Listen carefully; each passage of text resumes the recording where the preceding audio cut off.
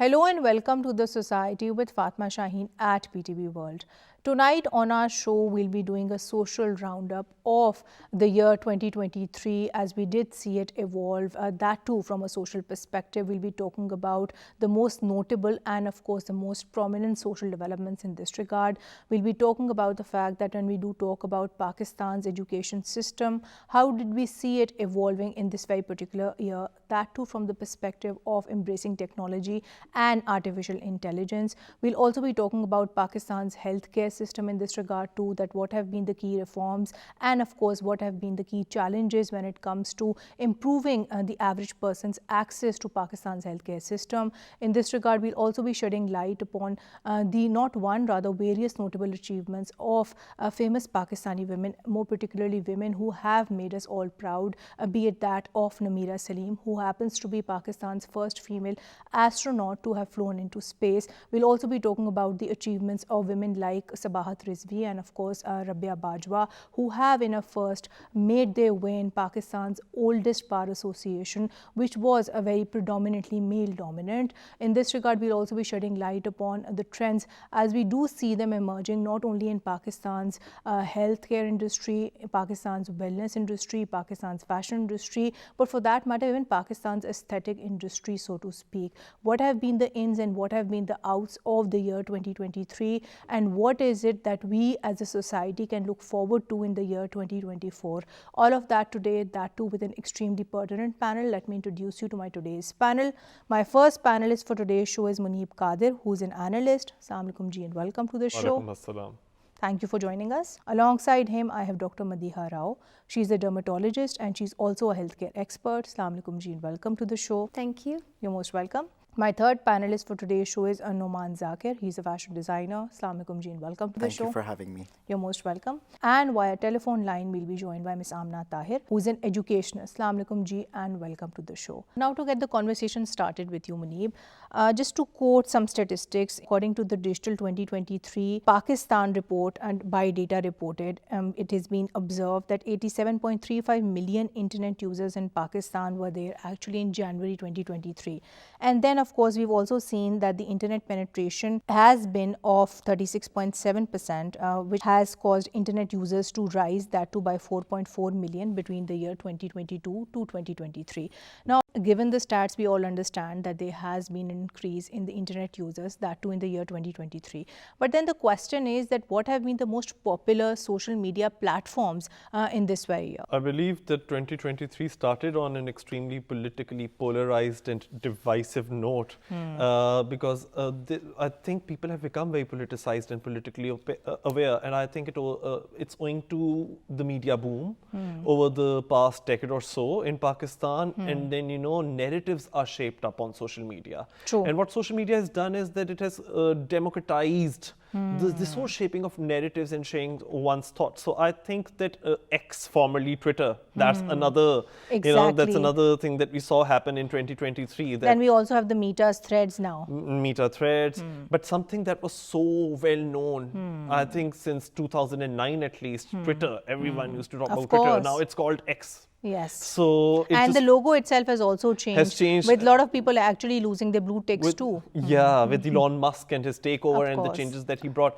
But I think, call it whatever you want to, whether you want to still call it Twitter or you call it X. I think that's a very popular platform, despite all the changes that have been brought about by Elon Musk, and they haven't been very popular changes. But like I said, it's also democratized narratives, and so it's allowed me to now reach out to people or to influence people in a way which I wouldn't on any other people who are platform. like-minded, because you see when we talk about the Facebook audience, when we talk about the Instagram audience, that is completely different. Although one trend that we also have seen gaining momentum in 2023 is that of Instagram Reels, you see. YouTube is something which will always be extremely popular. Of course. The thing is that on YouTube, you can put forward stories or narratives or experiences even which otherwise are not quite allowed on other mainstream platforms, or there are regulatory restrictions. So in that way, I think social media has given voice to a lot of voiceless people as well. On which I'll come to you, Dr. Saiba. Here we must talk about the most prominent and of course the most notable healthcare trends too, because for one, we've generally seen that people have now been open to embracing a more holistic definition of beauty, of wellness. And then we all see people are very rampant with regards to the use of wellness applications too. So how do you, as a healthcare expert, as of course a dermatologist too, see these trends evolving in the year 2023? So beauty is skin deep, as we must be knowing. True. So it is related to our general health, our internal health and mental health. If a patient is psychologically stable, he would be looking more radiant and more healthy. Just taking treatments like Botox and fillers, there is a combination of good health care, definitely a healthy lifestyle and eating good diet, exercising and everything. Now people are turning towards the general things. Which is the thing to do, because you know, then you can't actually aim to achieve all your fitness goals until unless you have a more holistic approach to it. Yes. And here one prominent thing that we do see emerging over the past few years and also in the year 2023 is that people are very open to talking about their mental health issues too, and that is also something which should be appreciated with regards to our societal attitudes. It was a taboo a few years back, but now people people are talking about it, taking medication for it, and culturally it was not supposed to be right if anybody was talking about any mental illness, but nowadays like everybody is into it, and I think the credit they goes are- to social media too, and in this regard we also saw that in the year 2023 the government did actually launch this application by the name of Hamraz, which facilitated people's access to mental health care professionals too. Yes, so that they is are- also something that we need to mention as well. Yes, we should be having, but there is still a big gap. We are having less psychologists and psychiatrists. True. We need more of them to give access to more and more people and patients. So perhaps that is something that should be on the 2024 healthcare agenda. Yes. Very right, madam. Coming towards you, Numan, here we must also talk about the fashion industry of Pakistan. We all understand that yes, fashion is that one industry of which we are all proud of. Also because you see, fashion has earned us so much recognition, so much respect world over. But when we talk about the changing trends, that too vis-a-vis, of course, the technological advancements, how do you perceive them to be? Well, I think that we've played a major role in that, and particularly I think that Pakistan overall has developed a lot with being early adopters as well. So there was a time when we would be doing things at a very later stage, but I think at today's time, we people are very fast, especially because in organizations, if you have people that are from the Gen Z, these people are really fast, quick adopters. Great. And I think they make big opinions and they're very open and loud about their opinions. True. So when they go back to their households, they have an impact all over the house as well.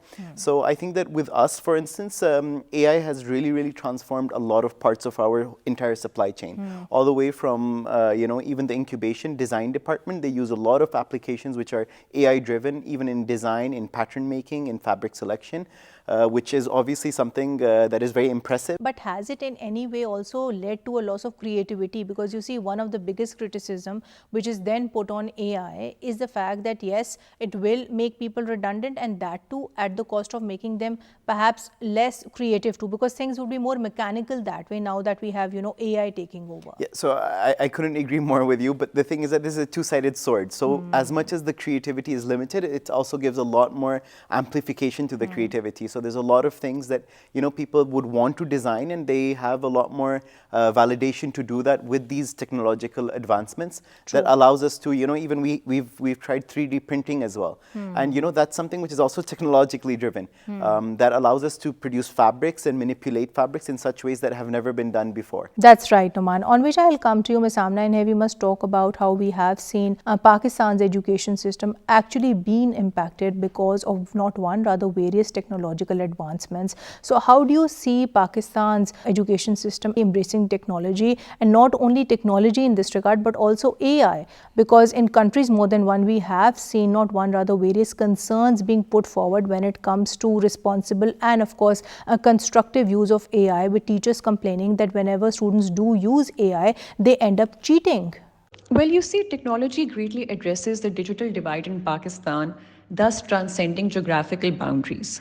The Ministry of Information Technology launched the Digital Pakistan policy in 2017, and since then has worked relentlessly to use artificial intelligence in revolutionizing various sectors, and education is no exception. With high-speed internet and more affordable smartphones, students can learn at their own pace online.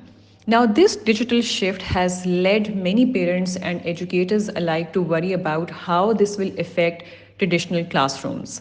In Balochistan, 53,000 previously out of school children, of whom 73% were girls, are now enrolled in GPE supported schools. On the direction of Federal Minister for IT and Telecommunication, special technology zones are being developed in the country to promote IT growth. In far-flung areas such as in Balochistan, these apps keep track of teacher attendance, recording when teachers are within a certain geo-radius of the school, they work offline in more remote areas, and uploading of information when there is no network access. Technology encourages collaboration in a classroom, helps reduce teachers' workload, enhances quality content of lessons, provides real time feedback to students. But in Pakistan, the integration of AI also comes with its own set of challenges. We see there's a major resistance and a roadblock to the acceptance of technology in general.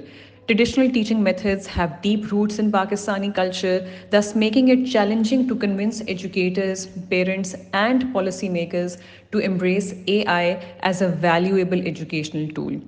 Furthermore, I feel there is a shortage of AI expertise in the educational sector, thus making it more difficult to implement and manage AI solutions effectively. That's very rightly put by yourself, because when we do talk about using technology and of course AI, it needs to be done very properly, understanding the cons of using the same too, on which I'll come to you. Here we must talk about the usage of AI as we have seen it emerging in the past few years, more particularly in 2023. But then we also see that when we do compare it with countries like the US, we have seen that people, more particularly actors and writers, they've voiced concerns with regards to going redundant and they've gone on strikes. So how do you feel will AI, by that yardstick, actually impact Pakistan's film industry, if at all?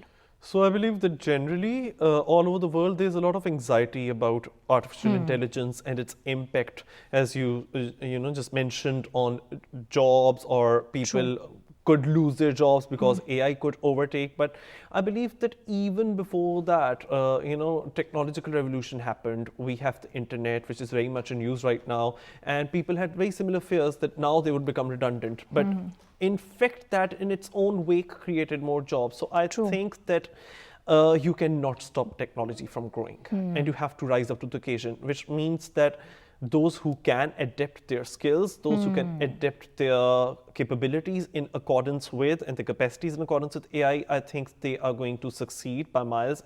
Otherwise, you'll be lagging behind. So, I mean, talking about the actor strike, in fact, what's very interesting about artificial intelligence is it can even bring back to life those actors who are now deceased. It can make you sing a song which you didn't actually sing, or come up with a performance you did not actually deliver. So I understand why actors have been very much concerned, and also there's the threat of deepfake.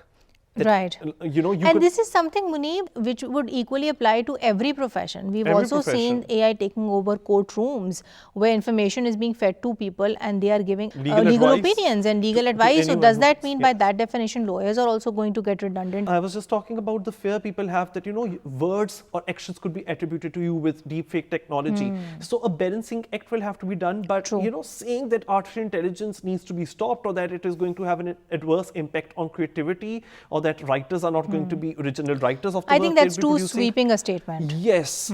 Talk about adaptability. Moving on, Muneeb, another question that I would want to put to you is that, of course, of COP28, which we do see happening in the year 2023. And this definitely is a very important development, because we have seen Pakistan reiterate its commitment towards tackling climate change, that too along with the developed nations. So in this regard, how do you particularly see this event, and why do you feel is it so important for us to be seen, to be actually voiced, especially with regards to being able to successfully tackle climate change crisis? Because we all understand Pakistan is that one country which doesn't contribute to perhaps the greenhouse gas emissions, that too as a major contributor. But despite that, our population is such which is perhaps worstly hit by climate change. I believe that Pakistan is one of those countries which mostly through no fault of its own has been worst impacted and adversely affected by climate change, which is a global real phenomenon right now.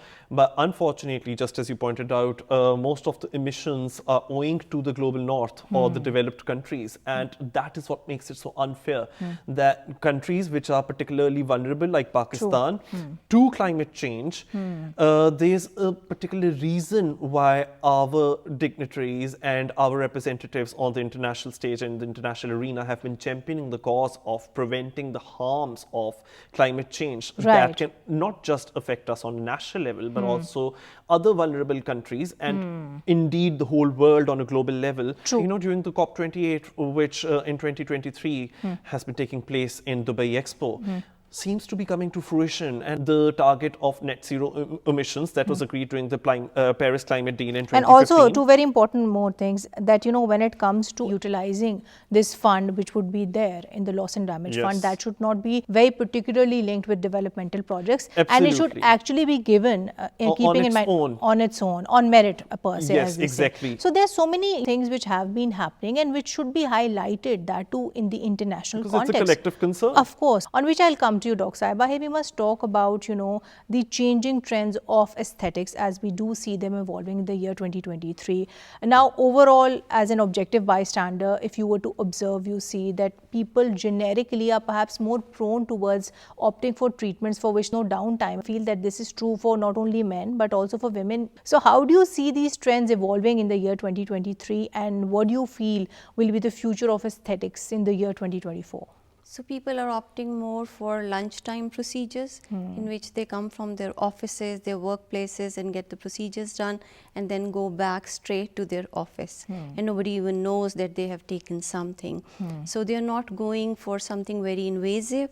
There are little tiny treatments which they take, and the focus is more on a healthy, brighter skin and good hair, good quality hair and everything. Nothing fake is very much in, and in the upcoming trends, what I'm seeing is more natural looks, which looks any treatment that makes you look like yourself, a better version of yourself. Yes, not someone else. Right. And also, one norm which has become very prominent over a period of time is the fact that it's just not people who belong to the showbiz industry, or not models and actors, or for that matter even from the television industry. They are the ones who are actually seeking these treatments. It's also the common man out there, be it men, be it women, because everybody is so conscious about the way they look now.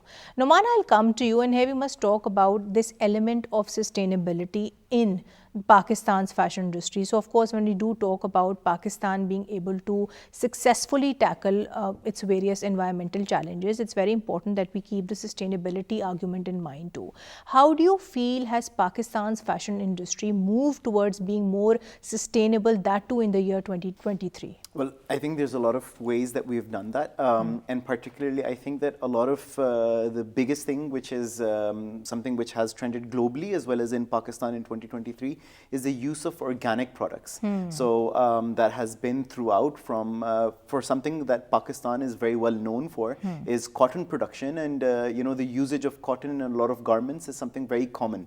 And there's a lot of brands that have literally started taking out entire product lines that are driven on the fact that they're purely organic cotton produced garments. Right. And usually there was a time maybe before 2023 where people were not that aware of this, or even if they were given the awareness of it, they didn't give it a lot of weightage. But I think that in 2023 there's a larger population in Pakistan that does give it weightage, and I would see in 2024 that only growing towards a more positive side.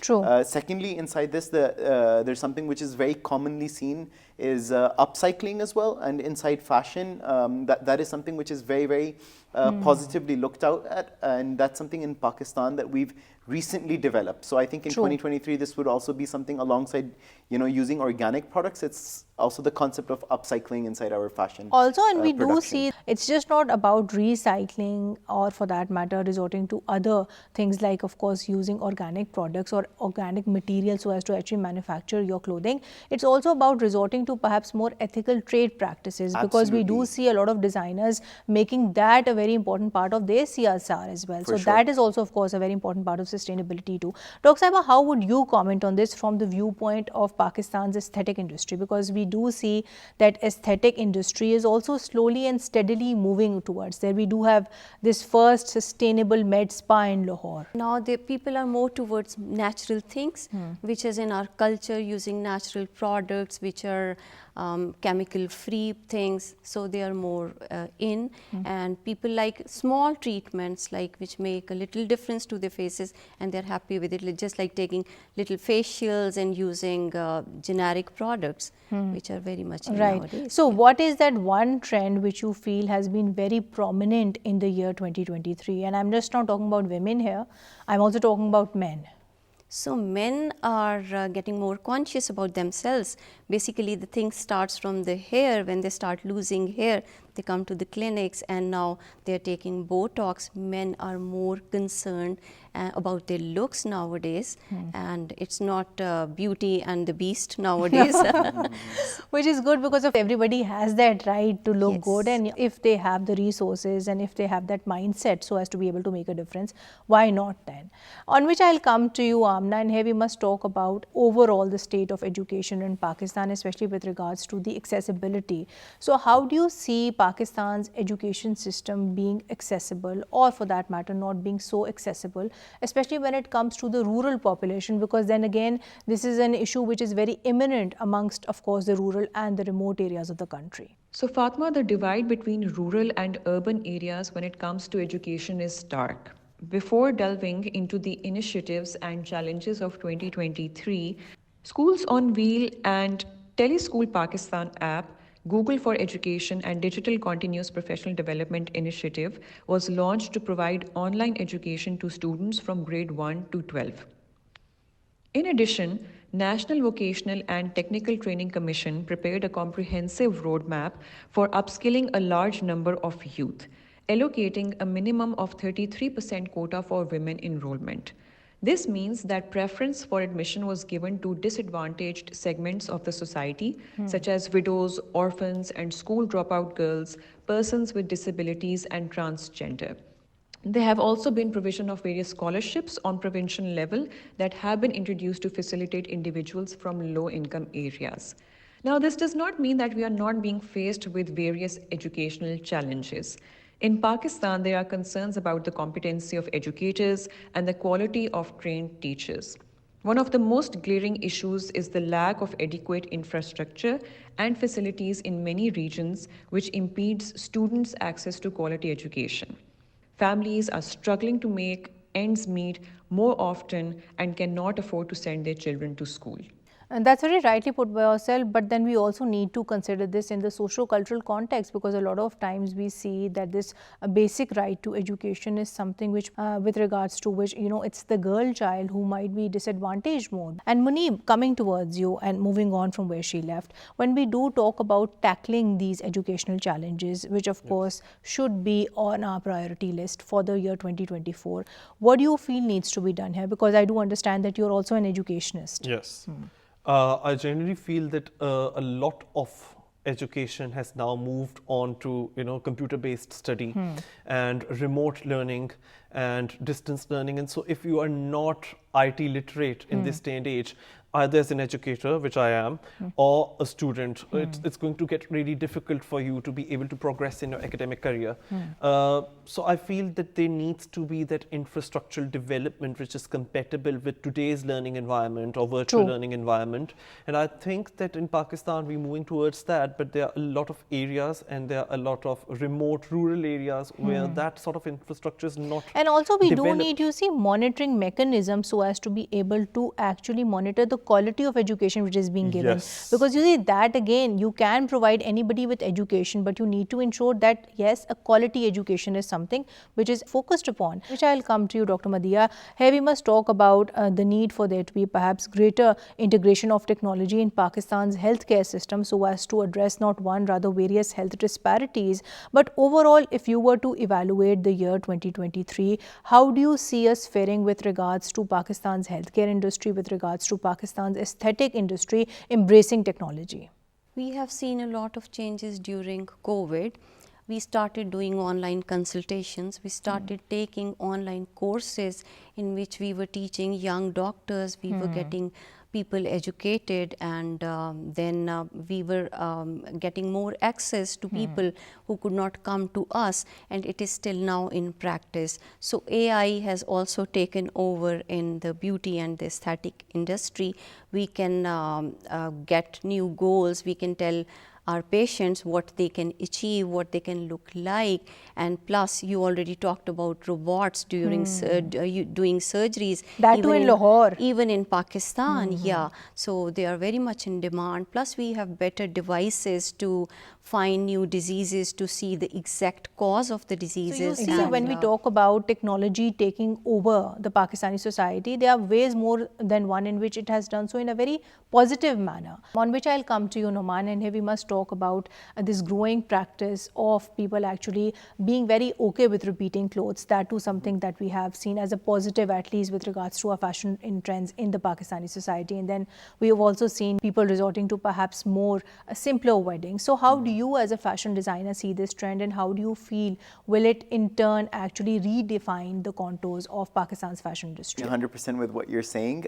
So I think that there's a lot of subdivisions within it, and alongside that, apart from people going for more simpler weddings, another thing that people have really seen in themselves is a lot more of comfort within their own skins. And secondly, something which is very interesting inside of this is that people have started to develop their own form of expression with regards to the way that they dress up. That's so true. So in 2023, you'll see a lot of people that are very signaturely dressed, and there's a particular kind of line of clothes that they adopt they with themselves. stick with their sense of style, which defines them. Absolutely. And that's something which is a blessing in disguise at times as well for people that are inside the wedding industry, whether it's not only about clothes, it's about the whole industry itself. And I think it does play a very major part of the Pakistani economy as well. Right. But if we look at that, people still surprisingly spend an extremely exorbitant amount on weddings. And that is regardless of anything, Regardless be it of the anything. COVID-19 pandemic, Absolutely. be it anything else. Absolutely. Dr. Saiba, I would want you to comment on this too, because you see, you are also coming from that industry which is very focused on looking good. So has aesthetics been impacted by the economic downfall that we have witnessed during the year 2023? Because now if people are, of course, living in times where there is so much inflation, do you feel aesthetics is something that they would want to prioritize? Because for a lot of people, it might perhaps just be a luxury then. Aesthetics is always the it thing for the people who can afford it. So I did not see any decline in people taking aesthetic procedures. Even right after COVID, we saw an increase in aesthetic procedures, and the people were getting more into it. People who have access to beauty treatments, they can go anywhere. It True. depends upon the class. It's on the pocket as well, that way, a Yes, matter of on the preferences, budget. on the budget, and then there's so many other factors too here. On which I'll come to you, Ms. Amna, and here we must talk about the state of education, that too with regards to, of course, the focus of Pakistan's education system on skill development, because getting somebody educated in an academic institution, we all understand that is perhaps a thing of the past now, because there's definitely more focus on one's individual, practical, cognitive development, and of course skill development by that yardstick too. So how do you see this to be a very glaring objective of Pakistan's education system, and that too in the upcoming year of 2024? So, Fatma, currently around 64% of Pakistan's population is under the age of 30, which demonstrates that we are a youth-oriented nation. And to thrive in the global economy, Pakistan must shift its focus towards skill development in schools. Skills such as critical thinking, problem solving. Consequently, the country will enjoy a diverse workforce and will be able to tap into different industries which will help support economic growth and development. So when we talk about teaching young children, students per se, about having the right entrepreneurial mindset, do you feel this is something which has been given due consideration in our education system, in our education policies? That's a pertinent question.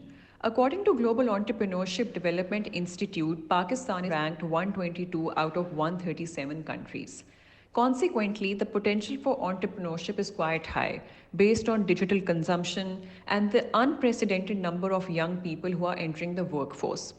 Now, the government has taken the lead from starting structured incubators to introducing a 3-year tax relief to creating regulations for local venture capital firms and investors to set up shops in the country.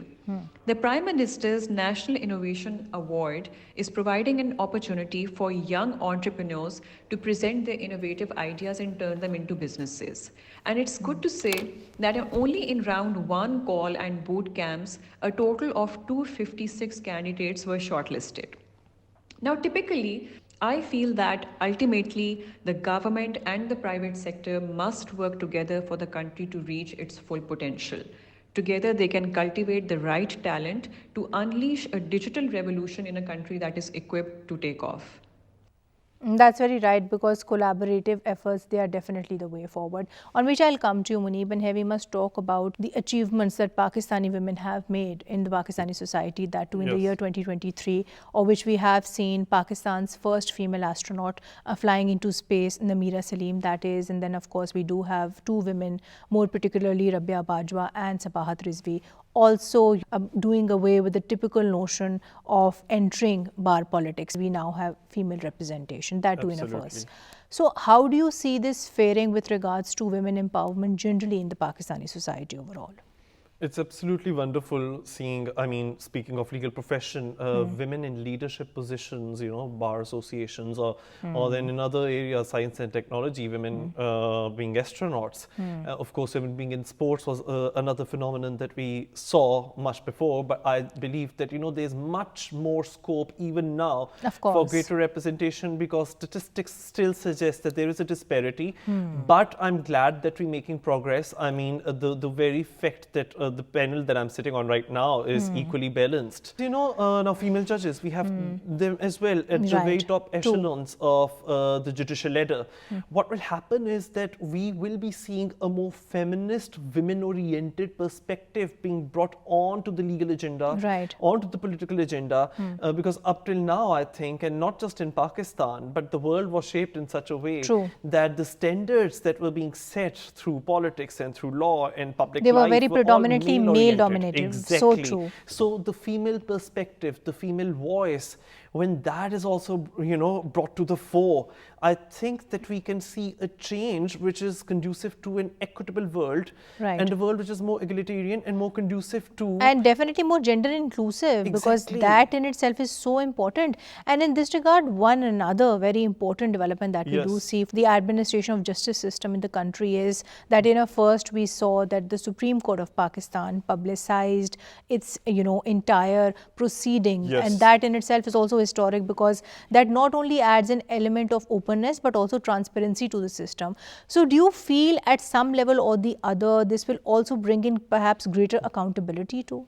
Oh, absolutely. I believe that it will also help, you know, in gaining public confidence and legitimacy. People would feel that they are much more invested in legal proceedings, because unfortunately there had been this image or impression that law is all about educated people communicating in English and you know, engaging in intellectual talks which are out of the common man's reach, but that is not so, because it is about the common man. It impacts the common man, and it would also in one way help them revive perhaps that lost confidence that they did have in the legal system or the administration of justice system, now that they would be seeing everything live. So I think definitely that is one thing which must be appreciated, especially on part of the judiciary. On which I'll come to you, Dr. Sahiba, and here we must talk about how we have seen various socio-cultural norms actually defining, or for that matter redefining, our typical beauty standards. So how do you see this trend gaining momentum in the year 2023? Because one thing which we must definitely acknowledge is the fact that slowly and gradually we do see people moving away from a very typical and of course by that yardstick perhaps conservative beauty standards to there's greater acceptability of people being themselves in their skin too. We saw many sultry dark models coming into limelight, and they are really very beautiful. So the standards are changing now. People are not going after fair and white complexion. So people's mindsets, that is changing. But we still see this usage of whitening creams, the usage of whitening tablets, whitening injections, whitening drips everywhere in aesthetic clinics. It needs to be addressed, and we need to educate the people that beauty is not just being fair. Everybody, every society has a different beauty standards. I just wrote a paper for an international conference which says like 50 shades of brown, that we have different cultures in our society, Of different course. colors in our societies, and every color is beautiful. That's so true. On which I would want you to comment further, Numan, because I do understand that you would have your own perspective on this, especially from the viewpoint of Pakistan's fashion industry, which we do see has slowly and steadily been more open to accepting various body sizes, and of course in that regards embracing body positivity too. So interestingly, I'd not only second you, I would double up on it, because we've seen that people have not only accepted more diversity, but whenever brands did choose to do that, they saw a lot better results coming in, and there was a lot of positive, affirmation from people, and that produced a lot of credibility and natural sense to each designer label. And something over there is this, that there was a particular time in 2023 where people used very dark-skinned models. Even there was a couple of male models that had more demand than any other model just because they were So dark-skinned. there you go. It would be fair to say then that the socio-cultural norms have been changing. Yes, They have absolutely. become more flexible to accept people for who they are. Absolutely, absolutely. But I would also second Dr. Saiba for the fact that ultimately, deep down inside, we do have this particular, desire for being more whiter, for more, those things will not be overcome overnight. But I would say 2023 was a beautiful step towards acceptance of diversity, acceptance of different sizes, colors, ethnicities, and that has been a very, very, because fashion is a very loud kind of industry, and it has a trickle-down effect on everyone, even as much as education. There's a lot of built-down trickle-down effect that comes out of it. So hopefully you'll see 2024 with even more. And one more positive which we have seen happening, although this is something that we did see happen in the past few years, is also the fact that fashion designers, including yourself, you have been very actively giving back to Pakistan in terms of, not only representing social causes through your collections, but a very renowned fashion designer, I remember that he incorporated the work of people who are differently abled into his collection. Absolutely, absolutely. And I think one of the most important things that we were talking about, all three of us, was mental health. We had also done a fashion show just on mental health. So I think that awareness and just small things where people do campaigns all around that, and even inside, not only in campaigns, I think in organizations where design houses are, they've improved that with their human resource management, and the liberation of people having more accessibility to producing an environment which is a lot more mentally healthy overall as well. Mentally healthy and more mentally accepting of everybody, Absolutely, regardless absolutely. of body shape, body type, body Absolutely, complexion. So definitely absolutely. this is something which we should carry forward in 2024 Definitely. too. Coming towards you and moving towards the end of the show, Muneeb. So when it comes to overall analyzing Pakistan's entertainment industry, when it comes to overall ensuring that yes, we do promote our culture, that too abroad, how do you feel has Pakistan societies fared in doing just that? Because one positive thing that did happen this year, more particularly in the year of 2023, was that we did see there to be a very progressive film production policy, which very categorically said film producers would not be taxed, and by that virtue also for 10 years at least, there would be no taxes on cinema-induced income too. Exactly, and even the outgoing government had announced what Pakistani actors, and in fact Hollywood actors had been striking for, which was royalties. That had been a huge issue, because somehow actors and the pool of talent that you have in the arts and entertainment industry, they do feel that they have not been getting their due. True. So I think that was a very positive step. Also, what I am particularly very happy about is that both actually 2022 and 2023 have been very good for Pakistani cinema and Pakistani representation on global cinema. And why do I say that? Is because we've been seeing productions like international productions like Miss Marvel, where you've got Pakistani actors and Pakistani people playing Pakistani characters. We've seen that happen on The Crown. In 2023 we saw a film called What's Love Got to Do With It, which shows Pakistani diaspora living in Britain. Of course. And our own that Pakistani. really got got so much international recognition, and now Exactly. Pakistan's first ever original Netflix show, that is also Yes. in process. And you know, the thing is that there had been so many harmful stereotypes to what it means being Pakistani. But now you are showing what their lives are, what their lived experiences are in the day to day. I think when it comes to the landscape of Pakistani, both urban and rural areas. So I think that our Pakistani culture, our cultural and performing arts industry, I think it's now going places. Our musicians are topping True. the charts on Spotify. What else could That's so I say? So true. I think that there's a lot of promise that future holds for Pakistani representation in global cinema, on streaming platforms. Netflix, you know, is just the beginning. But I still feel that somewhere there needs to be more structure to this as well. Yes, initiatives have been taken, Yes. but greater structure to this would perhaps be more beneficial to. We're getting there. We are getting there, Yes. definitely. Dr. Saiba, coming towards you, and before we conclude today's show, so what would be your message with regards to the trends people should look out for in the year 2024, since we have at length discussed what was in and what was out in the year 2023? So take care of your health, take care of your beauty, and take care of yourself, your peace of mind and your life. Yeah. And they should also encompass looking after your mental health too, because you can't be fit, you can't be healthy if you ignore that. So approaching health with a more holistic approach, that is definitely the way forward. On which I'll come to you, Noman, and here we must talk about, you know, what should be the takeaway fashion trend for the year 2024. In this regard, we have seen that both in New York and as well as in Paris, the predicted trend to be is that of course, you know, wearing more bold colors, be it reds, be it royal blues, or even for that matter emerald greens. So do you feel that this is something which will be equally applicable to us Pakistanis too? Well, I think it would be applicable, but it would be a little gender biased as well. So maybe with females, you'd see a lot of more vibrant colors being used in their, you know, attires and everything that they go Right. about with. And then there's a second aspect, which is a lot to do with the cut lines. So obviously in fashion, in trends, the way that silhouettes are produced play a very major role apart from color as well.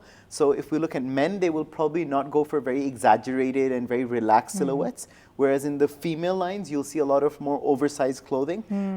With the menswear line, they'll be a little apprehensive with oversized clothes, but maybe a little more relaxed in the traditional tailored clothes that they usually go Right. for. On which I'll come to you, Ms. Amna, and before we conclude today's show, my last question to you would then be that when we do talk about overall improving not only the quality, but also the level of accessibility of Pakistan's education system, what are the areas that we do need to proactively work upon, especially in the year 2024? So what would your recommendations be in this regard? So, a lot has been achieved in 2023, much of what I've talked about in my earlier conversation. But I feel that a glimpse into the future, 2024, means investing more in soft skills training, entrepreneurship, public speaking, and leadership skills, making educational sector more inclusive and equitable across the country. The future of e-learning is much more promising with trends such as artificial intelligence, gamification, adaptive technology, mobile learning, and VR transforming the educational industry.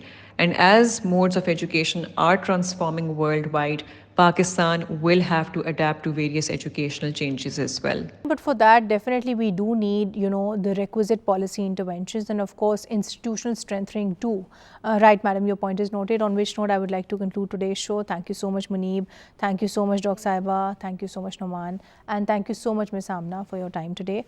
Well, to conclude today's show, we generally spoke about Pakistan's most notable social developments as we did see them happening in the year 2023. In this regard, we also spoke about how Pakistani women have made us all proud in not only one, rather in various sectors. We also spoke about how we have seen Pakistan's education sector, Pakistan's healthcare industry, Pakistan's fashion industry, and even for that matter, Pakistan's aesthetic industry very openly embracing technology. One thing that we do need to definitely embrace that too more proactively is that of sustainability, because this, as we all understand, is that one way through we in our own respective capacities can also help, you know, tackle climate change and Pakistan's various environmental challenges. Having said that, the right momentum, the right mindset with which we must all approach the year 2024 is that we must learn from our yesterday. We must actually believe in our today, and we definitely must hope for our tomorrow. On that note, signing off for today. Until next time, take care and Allah Hafiz.